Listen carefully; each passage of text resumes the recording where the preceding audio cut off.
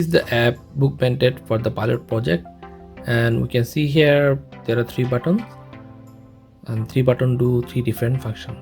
Scan the book button allow to scan the book and see a 3D object. This also work with digital device like tablet, cell phone.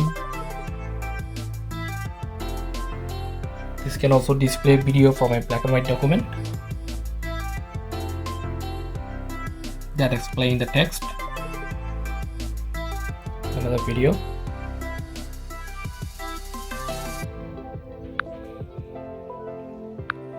Command module button allow users to superimpose a 3D object inside in the interior.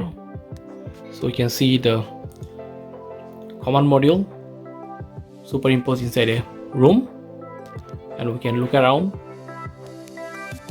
The third button allow users to superimpose 3D object in the surrounding. So once we click in the middle of the screen, we'll see the command and service module.